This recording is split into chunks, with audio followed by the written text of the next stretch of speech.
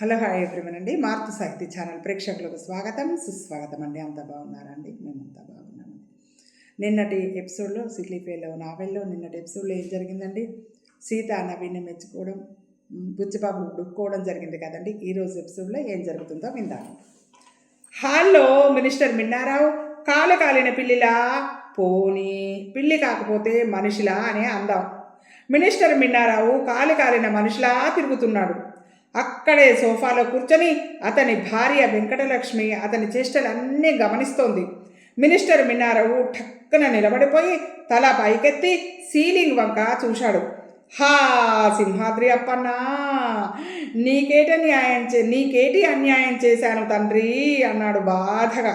తర్వాత భారంగా నిట్టూర్చి మళ్ళీ అసహనంగా అటూ ఇటూ పచార్లు చేయడం మొదలుపెట్టాడు. 2 నిమిషాలు అలా పచార్లు చేశాక మళ్ళీ హఠాత్తుగా హాలు మధ్య ఆగిపోయి సీలింగ్ వంక చూశాడు. హా నేనేం పాపం చేశాను ఏడుకొండలవాడా అన్నాడు కుమిలిపోతూ. మరో 2 నిమిషాలు అలా కుమిలిపోయి మళ్ళీ హాల్లో పచార్లు మొదలుపెట్టాడు. కాలు కాలిన పిల్లి, కాలు కాలిన కుక్కలు నడవడం ఎవరు చూశారు? ఏమో. 1 నిమిషం తర్వాత ఠకాలున ఆగిపోయి సీలింగ్ వంక చూశాడు. హే శ్రీశైలవాస, నా నేరమేమిటి? మినిస్టర్ మిన్నారావు కంగారు పడిపోయి గొంతు తడుముకున్నాడు. అసలు ఈ వాక్యం తను అనాలని అనుకున్నాడు. కానీ తను అనకముందే ఈ వాక్యం వినిపించింది. ఎలా?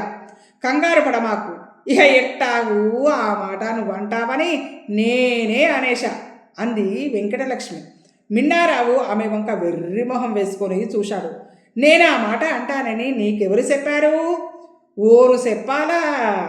ఇందాకటి నుండి అటు ఇటు తిరగడము, పైకి చూడడము, ఈ మాటలు అనడం ఇదేగా చూస్తున్నాను చికాకుగా మొహం పెట్టి అంది వెంకటలక్ష్మి. అవునా? అయోమయంగా అన్నాడు. అయినా రోజు ఉప్పు చేపల కూర తింటే ఇట్లాగే ఉంటుంది. ఎంత ఇట్టమైనా మాత్రము రోజు ఆ కూర తింటారా ఏంటి? సీని అబ్బా, అది కాదులే, నీకు తెలుదు విసుక్కున్నాడు మిన్నారు.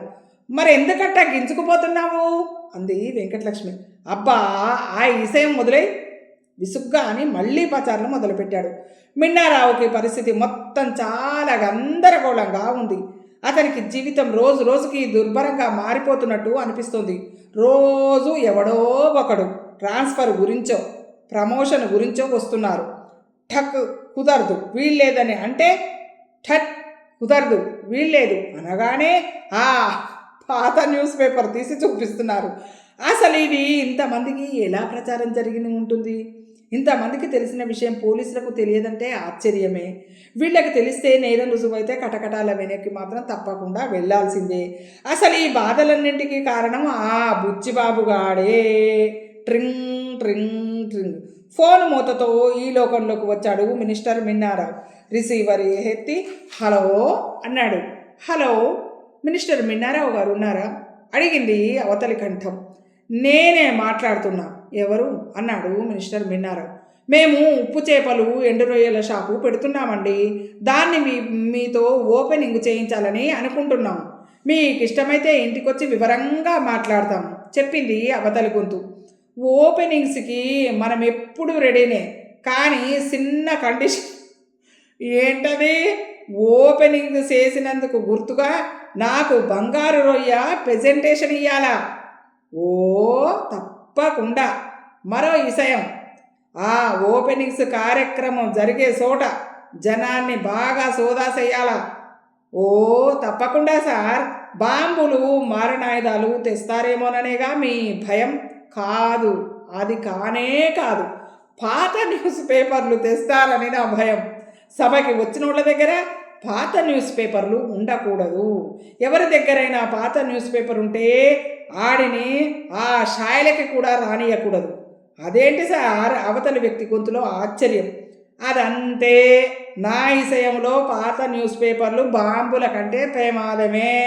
మిగతా విషయాలు పర్సనల్గా మాట్లాడుకుందాము, ఇక్కడికి వచ్చేయండి అని ఫోన్ పెట్టేశాడు మిన్నారావు. ఇంతలో ఫ్యూన్ వచ్చాడు. అయ్యగారు, తమరి కోసం ఎవరో వచ్చారండి అన్నాడు. ఆడి దగ్గర ఏమైనా పాత న్యూస్ పేపర్ ఏదైనా ఉందా? నేను ఆ పాత న్యూస్ పేపర్ ఉంటే నేను లేనని చెప్పి పంపించేసేయి. న్యూస్ పేపర్ లాంటిది ఏది ఆడి దగ్గర లేకపోతేనే లోపలికి పంపించు అన్నాడు మిన్నారావు. వ్యూస్ మిన్నారావు వంక అయోమయంగా చూశాడు ప్యూను. ఏటలా చూస్తావు? బాగా చెకింగ్ చెయ్యి. నీ వల్ల కాకపోతే మన గార్డు చేత చేయించు. పాత న్యూస్ పేపర్ ఏదైనా కనిపిస్తే లోపలికి రానియబాకండి. అలాగేనండయ్యా బుర్ర గోక్కుంటూ వెళ్ళిపోయాడు ప్యూన్. అసలు ఇందాకటి నుండి పాత న్యూస్ పేపర్లు అంటున్నావు, ఆ గొడవేంటి అడిగింది వెంకటలక్ష్మి. అవన్నీ రాజకీయాలు. రాజకీయాల్లో నీ బుర్రెట్టకని 1,00,000 సార్లు చెప్పానా లేదా? జుట్టు పీక్కుంటూ పెళ్ళా మీద అరిచాడు మినిస్టర్ మిన్నారావు. బుచ్చిబాబు ఆవులించుకుంటూ నిద్రలేచి గోడ గడియారం వంక చూశాడు. టైం 8 అయింది. బాబోయ్ గట్టిగా అరిచి మంచం మించి కిందికి దూకాడు.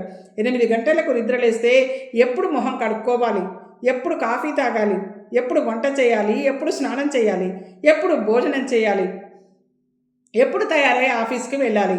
అంత బండగా నిద్రపోయినందుకు బుచ్చిబాబు తనని తాను పచ్చిబూతులు తిట్టుకున్నాడు. నేను నిద్రపోతే పోయాను, సీత అయినా కూడా నిద్ర లేపొచ్చుగా. చా చా చా చా చా మోస్ట్ ఇర్రెస్పాన్సిబుల్ పర్సన్ అని తిట్టుకుంటూ గూట్లోని బ్రష్ అందుకున్నాడు. ఎక్కడ అలికిడి లేదు. సీత ఎక్కడ ఉంది? పళ్ళు తోముకుంటూ హాల్లోకి వెళ్ళాడు. సీత అక్కడ లేదు. అక్కడి నుంచి వంటగదిలోకి వెళ్ళాడు. సీత అక్కడుంది, బిజీగా వంట చేస్తూ ఉంది. ఆ సీన్ చూసి బుచ్చిబాబుకు సంతోషంతో గట్టిగా కేకేయాలనిపించింది. కానీ నోటి నిండా పేస్టు నూరగా ఉండడంతో ఆ ప్రయత్నం మానేసుకున్నాడు. గబగబా పళ్ళు తోముకొని వంటగదిలోకి వెళ్ళాడు. థ్యాంక్ యూ సీత, ఇంత ఆలస్యంగా లేచాను. ఇప్పుడు వంట ఎలా చేయాలి, ఆఫీస్కి ఎప్పుడు వెళ్ళాలి అని కంగారు పడుతున్నా అన్నాడు సీత బుగ్గ మీద ముద్దు పెట్టుకుంటూ. కూర్చో, కాఫీ ఇస్తా అంది సీత. బుచ్చిబాబు పీట వేసుకొని కూర్చున్నాడు. సీత కాఫీ కాచి కప్పులో పోసి అతనికి అందించింది. నీకో అన్నాడు బుచ్చిబాబు. నేను ఇందాక తాగేశాను. నేనేం నీ పెళ్ళాన్ని కాదుగా నువ్వు వచ్చేదాకా ఆగడానికి నవ్వుతూ అంది సీత. పెళ్ళాం కాకపోతేనే నా మీద చచ్చేంత ప్రేమ ఏర్పడిందిగా. అందుకే పాపం నాకు ఎక్కడ ఆలస్యం అయిపోతుందో, నేను ఎక్కడ ఇబ్బంది పడతానో అని నేను లేచేదాకా ఆగకుండా గబగబా వంట చేసేస్తున్నావు. ఇలాగైనా ఈ మధ్య నీకు నేనంటే ప్రేమ ఎక్కువైపోయిందిలే చిలిపిగా అన్నాడు బుచ్చిబాబు. అదేం కాదులే, ఈ రోజు నుండి వంట డ్యూటీ నాది నిర్లిప్తంగా అంది సీత.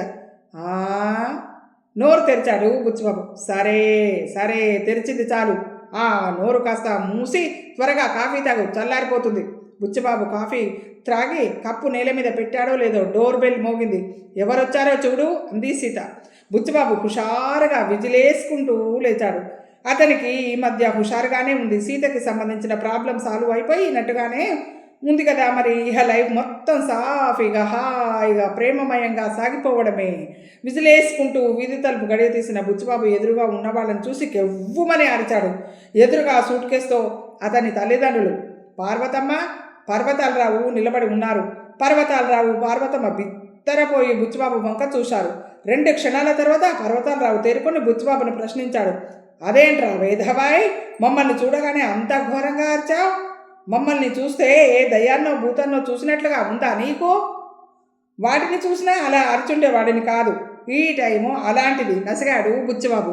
ఏంటో వెధవా, ఏది స్పష్టంగా మాట్లాడు. సరే గుమ్మానికి అడ్డంగా గిడకర్రలా నిల్చుండిపోయా, మమ్మల్ని లోపలికి రాని ఏమయ్యేంటి? బుచ్చిబాబుని తోసుకుని లోపలికి రాబోయాడు పర్వతాలరావు. కెవ్వు మరోసారి భయంకరంగా అరిచి వాళ్ల మొహం మీద తలుపులేసేసి గడియబెట్టి వంటగదిలోకి పరుగు తీశాడు బుచ్చిబాబు. ఏంటలా అరుస్తున్నావు? ఎవరొచ్చారు అడిగింది సీత. కొంపలు మునిగిపోయాయి ఆయాసపడుతూ అన్నాడు బుచ్చిబాబు. నాంచకుండా విషయం సరిగ్గా చెప్పు విసుక్కుంటూ అంది సీత. మా అమ్మ నాన్న వచ్చారు పాలిపోయిన మొహంతో చెప్పాడు బుచ్చిబాబు. అమ్మయ్య, ఈ చాప్టర్కి ఇక్కడితో తెరపడుతుందన్నమాట. రానియండి, కొడుకులు వీళ్ళ కళ్ళారా చూసి ఆనందిస్తారు. అవును కానీ వాళ్ళేరి లోపలికి రాలేదా? లేదు, వాళ్ళని బయటే ఉంచి గడియ పట్టేశా. ఎందుకు ఆశ్చర్యంగా అడిగింది సీత. ఎందుకేంటి, నిన్నిక్కడ చూస్తే మా నాన్న అగ్గిరాముడైపోతాడు కంగారు పడుతూ అన్నాడు. అయితే నేను ఇప్పుడు ఏం చేయమంటావు నన్ను? నువ్వు ఇక్కడి నుండి వెంటనే వెళ్ళిపోవాలి. సీత చేతిలోని గరిట జారి నేల మీద పడి ఠంగున పడి శబ్దం చేసింది. నేను వెళ్ళిపోవాలా? ఎక్కడికి అయోమయంగా చూసింది. ఓరే వేదవాయ్, తలుపులు తీయరా సన్నాసేదవా. బయట నుండి తలుపులు దబదబా బాధేస్తున్నాడు పర్వతాలరావు.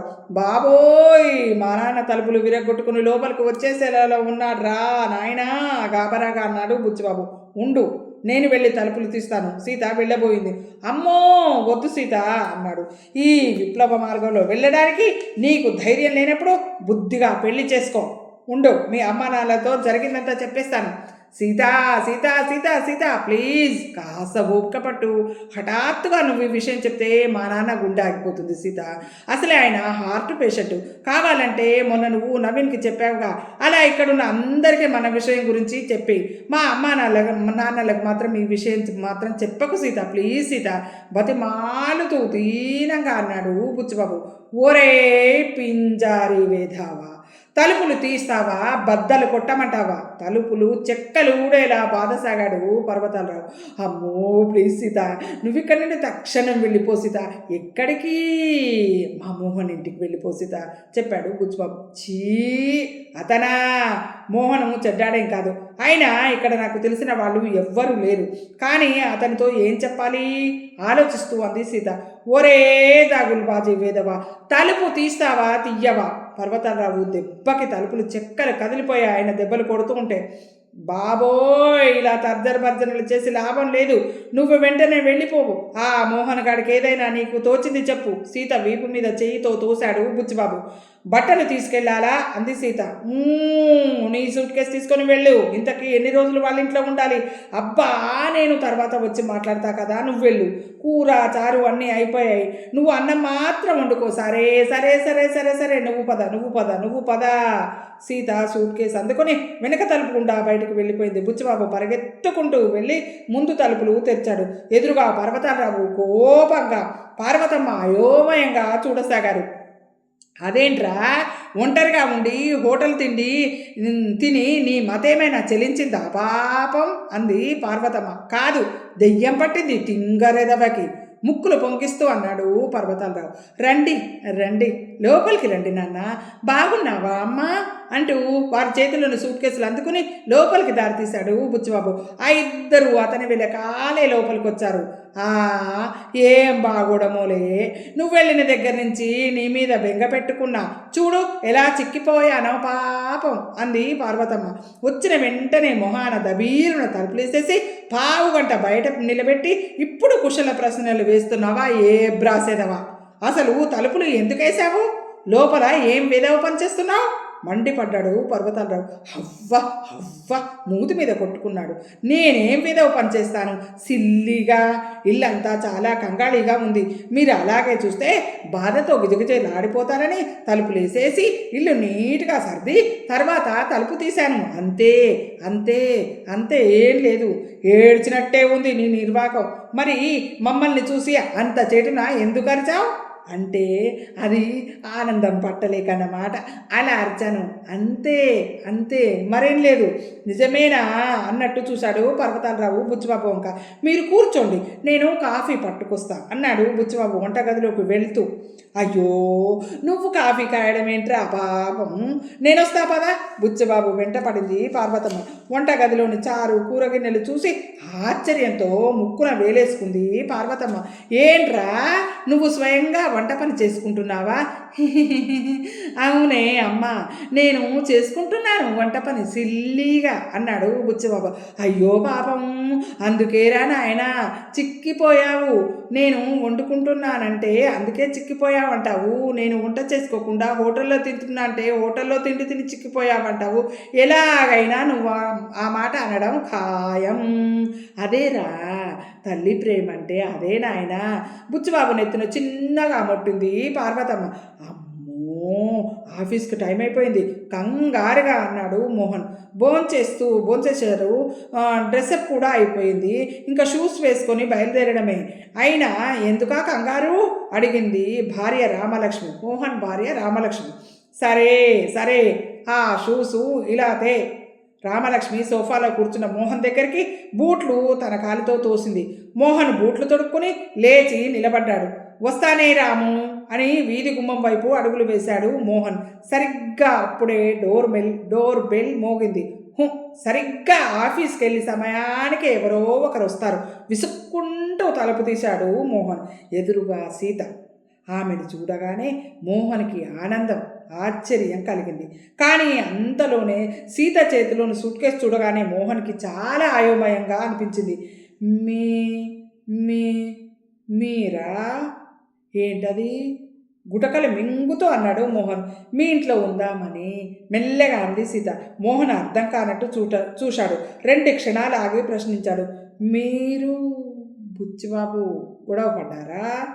సీత తల అడ్డంగా ఊపింది. మరి సూట్ కేసు? సందేహంగా అడిగాడు. బుచ్చిబాబు వచ్చి మీతో మాట్లాడతాడు. మోహన్కి ఈ వింత పరిస్థితి చాలా ఇబ్బందికరంగా అనిపించింది. సీత అక్కడ ఉండడము సంతోషకరమైన విషయమే, కానీ పెళ్ళానికి ఏమని చెప్పాలి అని ఆలోచిస్తున్నాడు. ఏంటి, మీకేమైనా అభ్యంతరమా? సందేహంగా అడిగింది. మోహన్ అలా ఆలోచిస్తూ నిలబడేసరికి ఆమెకి భయం కూడా వేసింది. ఇప్పుడు మోహన్ కుదరదనంటే నేను ఎక్కడికి వెళ్ళాలి అని ఆలోచించింది సీత. ఆమె అడిగిన ప్రశ్నకి మోహన్ వెంటనే రియాక్ట్ అయ్యాడు. అబ్బబ్బే అట్లాంటిది ఏం లేదండి, మీరు రావడం నాకు ఎంతో సంతోషం. రండి రండి, లోపలికి రండి. సీత చేతిలోని సూట్ కేసు అందుకున్నాడు మోహన్. సీత లోపలికి అడుగుపెట్టింది. ఎవరండి వచ్చారు అంటూ రామలక్ష్మి లోపలికి గదిలో నుంచి బయటకు వచ్చింది. బుచ్చిబాబు అని మా ఆఫీసులో పనిచేస్తున్నాడే అతని. మోహన్ చెబుతుండగా సీత మధ్యలో తుంచేస్తూ అంది. అంటే మా ఇంటికి చాలామంది చుట్టాలు వచ్చారండి, అసలు కూర్చోడానికి కూడా ప్లేస్ లేదు, అందుకని నన్ను ఇక్కడికి పంపించారు బుచ్చిబాబు గారు. మీరు ఇలా లోపలికి రండి, రామలక్ష్మి మోహన్ని పిలిచింది. మోహన్ రామలక్ష్మి వెనకాలే లోపలికి వెళ్ళాడు. ఏంటండి, వాళ్ళ ఇంట్లో చుట్టాలు వస్తే పిల్లాన్ని ఇక్కడికి పంపించడం ఏంటి? చాలా విచిత్రంగా ఉంది. ఎంతమంది చుట్టాలు వచ్చినా సర్దుకుని ఉంటారు కానీ మూడు పిల్లలు విడివిడిగా ఉంటారా అండి అడిగింది రామలక్ష్మి. అదే నాకు విచిత్రంగా ఉంది అన్నాడు మోహన్ ఆలోచనగా. అయినా అతను పెళ్ళాన్ని ఇక్కడికి పంపించాడేమిటి? మనకు అసలు ఇద్దరికీ ఆమెతో పరిచయమే లేదు. అతను మీతో పాటు ఆఫీసులో పనిచేస్తాడు కాబట్టి అతనే ఇక్కడికి రావాల్సింది. మీరిద్దరూ కలిసి పడుకునేవారు కదా అంది రామలక్ష్మి మోహన్తో. నిజమే, కానీ అతను ఆమెను పంపించాడు, దానికి మనమేం చేస్తాం? మనం ఇలానే లోపల చర్చించుకుంటూ కూర్చుంటే ఆమె బయట ఏమైనా మన గురించి అనుకుంటుందో ఏమో మరి అని అన్నాడు. పద బయటికి పోదాం అంటూ ఆమె సమాధానం కోసం ఎదురు చూడకుండానే బయటకు వచ్చేశాడు మోహన్. రామలక్ష్మి అతనితో పాటు రామలక్ష్మి కూడా బయటికి వచ్చేసింది. తనకి అంతటి ఇబ్బందికరమైన పరిస్థితి కలిగించినందుకు బుచ్చిబాబుని లోపల తిట్టుకుంది సీత. సారీ సీత గారు, మిమ్మల్ని ఇలాగే ఇక్కడే నిలబెట్టినందుకు సీతకి సారీ చెప్పాడు మోహన్. రాము, సీతని లోపలికి తీసుకెళ్ళు. రండి సీత గారు, సీతని ఆహ్వానించింది రామలక్ష్మి. నేను వస్తానండి సీతకి చెప్పి ఇంట్లోంచి బయటపడి హుషారుగా విజిలేశాడు మోహన్. ఇది అండి ఈరోజు ఎపిసోడ్. ఈ ఎపిసోడ్ మీకు నచ్చినట్టయితే లైక్ చేయండి, షేర్ చేయండి, మన మారుతి సాహితీ ఛానల్ని సబ్స్క్రైబ్ చేయండి.